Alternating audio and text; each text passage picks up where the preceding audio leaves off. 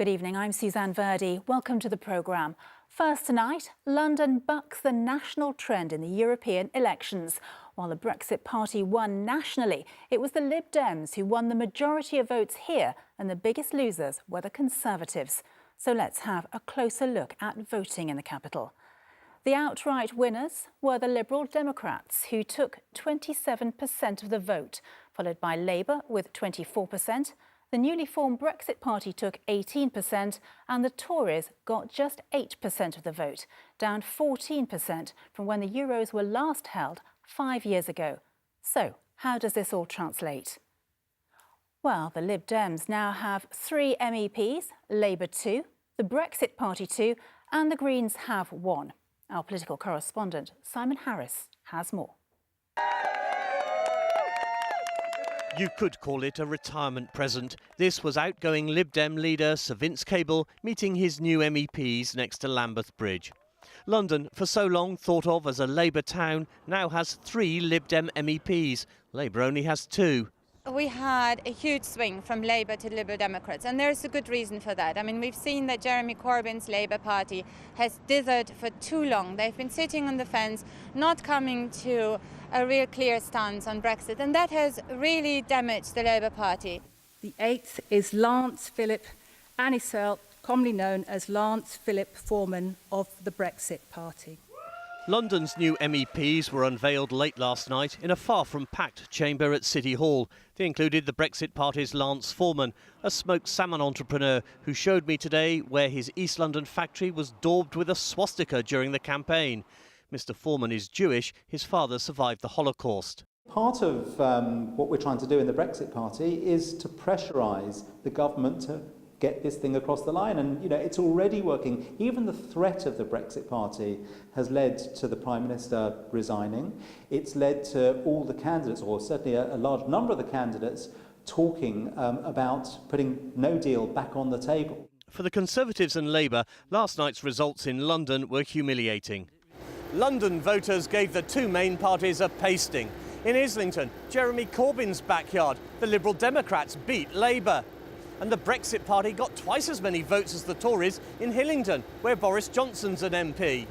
How much of a wake-up call is it for Labour not to win London? No, I think it is a real cause for concern, and it's a wake-up call. But, to be very honest with you, we were hearing this on the doorstep. We did campaign very hard. And I think because we campaigned very hard, we maintained a reasonable vote. We returned 2 MEPs. Conservative candidate Joy Morrissey hopes a new leader can revive the party's fortunes. It might be clutching at straws. We do have to look at how we can reach across the divide in London. I think we have people who are vying for the Conservative leadership that have experience campaigning in London, that have fought in London, that understand the importance of reaching across the political divide to find solutions. And I think that's what we need to look for in our next leader. London still has a Green MEP. The UKIP leader Gerard Batten lost his seat. But for the first time in a European election, there were no Conservatives on the winner's podium. Simon Harris, ITV News. Well, I'm joined now by our political correspondent, Simon Harris, who you heard from just a moment ago. He's going to try and make sense of it all. That's a nigh on impossible task, isn't it, Simon? So what do we take then from London's results? What we do take is that both of the main parties are going to have to ask themselves some very serious questions after those results. Now, to some senior Labour Party politicians in London, the answer is blindingly obvious. Its message on Brexit at best was confused. During the campaign, I repeatedly asked Labour politicians whether the party backed Remain or Leave and never got the same answer. And in a city where so many Labour voters want to stay in the EU, that simply didn't wash. So they switched their votes to the Lib Dems. Now, the Tories' poor performance in London is perhaps less of a surprise. The party is in such a mess over Brexit, it is hardly surprising that so many voters who want to leave the EU, Tory voters who want to leave the EU, just went to the Brexit Party. Whether they return is another matter. Indeed. Well, away from Europe, The Lib Dems now seem pretty confident they can take on Sadiq Khan in the mayoral elections next year and beat him. It would be unwise to think that the meltdown in the Labour and Conservative votes is going to be mirrored exactly in next year's mayoral election. But Sadiq Khan's team at City Hall will be concerned.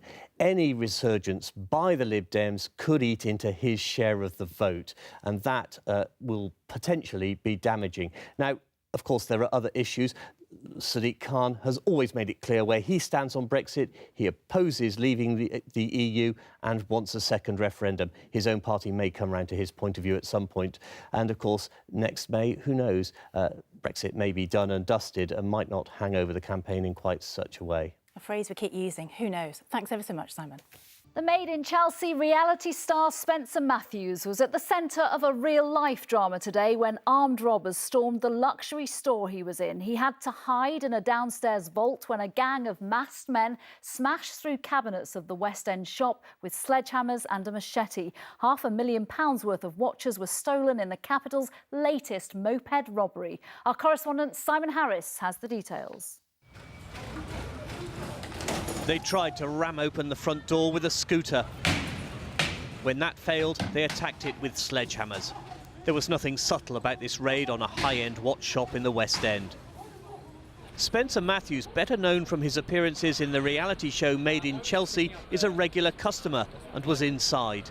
We just heard these big noises, these loud bangs, and kind of pokes our head out from the back, and there were these gentlemen with these large sledgehammers coming in. They'd ram the door with a bike. And you took cover? We did take cover. Well, we initially went into the back room and then realised there was absolutely no protection there whatsoever, so realised that it would be good to get down to the vault, which meant going back into the main store. And they weren't quite in yet, so yeah, managed to get down the stairs and locked ourselves in the vault. Outside, someone realised one of the robbers had a machete and shouted a warning to people to lock their doors.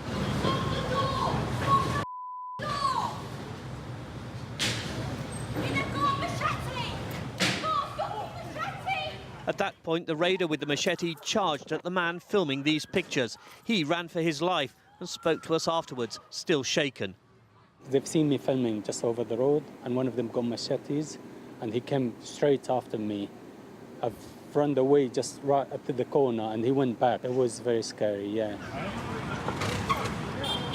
Less than a minute after smashing their way into the shop, the robbers were back on their scooters for a swiftly executed getaway. One woman feared she was witnessing a terrorist attack. I think they were wearing bulletproof vests, maybe, with big black boxes. And because of the screaming, I ran back in and I got my colleague to go downstairs because I wasn't sure if it was a situation with a terrorist attack. The scooter used as a battering ram was abandoned by the gang. The devastation inside the store was visible through the front door. Display cabinets smashed apart, sledgehammers discarded. This is not the first time the shop's owner has been targeted by scooter gangs. He's still counting the cost of this robbery, but reckons the thieves may have got away with watches worth £500,000. Sure, it's just a stainless steel old 1991 Daytona. Luckily for Mr. Matthews, the thieves missed the expensive watch he came to pick up. It was still there when he emerged from the vault. As police forensic science teams gathered what clues they could, this investigation into yet another attack by a scooter gang was being coordinated by the Met's flying squad. Simon Harris, ITV News in the West End. A legal curveball was thrown into the Tory leadership race today. Boris Johnson has been accused of misconduct in public office over claims he lied when he said the UK gave the EU £350 million a week during the referendum campaign. He was London's mayor at the time. If he becomes the country's next Prime Minister, he could face trial in office.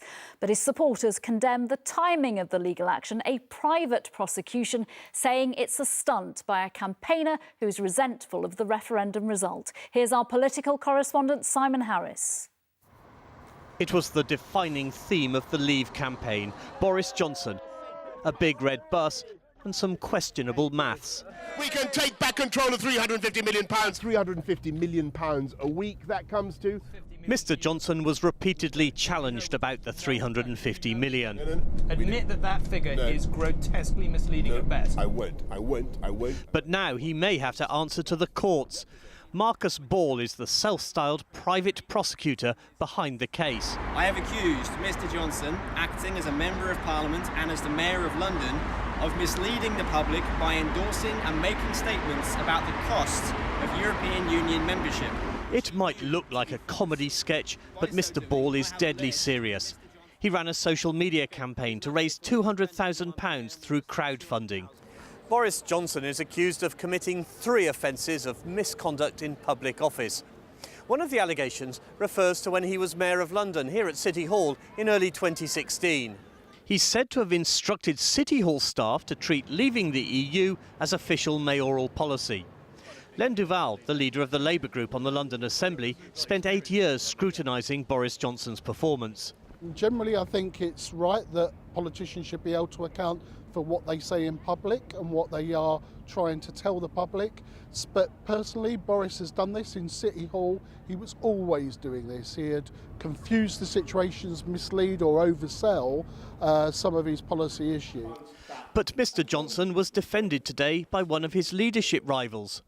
I do worry a little bit about the timing of this as a private prosecution and the sense that the cut and thrust of democratic debate ought to be decided by your viewers rather than in court. And I think in order to preserve free speech and democratic debate, that's something we should all look very carefully and consider. Politicising justice is a really bad idea, and it's actually what happens in totalitarian regimes where people get prosecuted for free speech. Any day now, Boris Johnson is expected to formally launch his campaign to be Prime Minister. Any day now, he can expect a summons in the post, ordering him to appear in court. When do you think that'll happen? Well, no date has been set for the next hearing, so we don't know when or if Mr Johnson will appear in court. And I say if because there is no guarantee this case will run the full course. Mr Johnson arrived home a short time ago, was asked questions about it and declined to answer anything asked by the reporters. But it's a private prosecution, and the magistrate had to decide whether on the face of it there is a case to answer. And the bar is quite low. There are plenty of avenues for Mr Johnson's lawyers to try to get it dismissed, to challenge it. And even if it does end up at the Crown Court, they'll almost certainly argue that whatever he said wasn't in breach of the law. He woke up this morning as the front-runner in the Tory leadership campaign, the person who could follow Theresa May into number 10. Will this publicity, depending on what happens in court, really dent his chances then? Well, getting hung up on a zip wire didn't do his career any harm. There have been several other bumps and scrapes along the way, and he is still in pole position to be Britain's next Prime Minister. And if his supporters can argue, as they almost certainly will do, that this is a trumped-up charge by a Remain activist, in effect a political stunt, who knows, it might even strengthen his campaign. Simon, thank you. The mother of a murdered teenager is pleading for the law to be changed to prevent her daughter's killer being released before he reveals where the body was left. Danielle Jones, who was from East Tilbury, was killed 18 years ago, but her body was never found. Stuart Campbell was Danielle's uncle and could be released from prison in just 2 years. Danielle's mum, Linda, spoke to our political correspondent, Simon Harris. It's the letter Linda Jones dreads. Every year, the Ministry of Justice gives her an update on her daughter's killer. He's serving life, but could soon be considered for parole and might be released in 2022. But Danielle, who was 15, has never been found, and the man who murdered her, her uncle, refuses to admit his guilt or say what he did with her body. That has always been the hardest part. I find that very traumatic, to be honest with you, not knowing where she is, because everywhere you go, you're sort of aware in the local area that she could be around, and we haven't had a funeral, we haven't had a chance to say goodbye and put her somewhere that is safe. It's quite traumatic.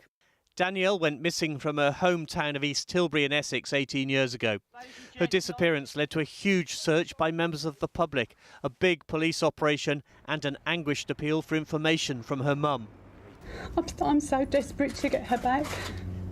Eventually, Stuart Campbell, Danielle's uncle, was charged with her murder. Campbell was spotted in his blue van, parked here, just 2 streets from Danielle's home and on her route to the school bus. He didn't live in the immediate area and had no reason to be here at that time in the morning. Not long afterwards, the van was seen again, 2.5 miles away, with a girl who looked like Danielle in the passenger seat. Campbell pleaded not guilty, but after hearing the evidence, a jury decided he was lying. 2 years ago, the family's hopes were raised when police searched some garages near Thurrock, but Danielle wasn't found. Campaigners want the law changed, so killers are automatically denied parole if they refuse to help the police find their victim's body. But that worries some lawyers. Precisely because there could be, in the worst case scenario, a risk that in a wrongful conviction case, they may not know the location of the body. So it's a question of getting that balance right. My big concerns are that he will come out and then we have no option for him to tell us where she is. Because if he's just released because he's been a good boy or whatever, we're never going to get the closure that we actually need. Danielle's mum describes Campbell as a control freak. She thinks his refusal to tell them where she is another way of trying to exert power. Simon Harris, ITV News, Tilbury.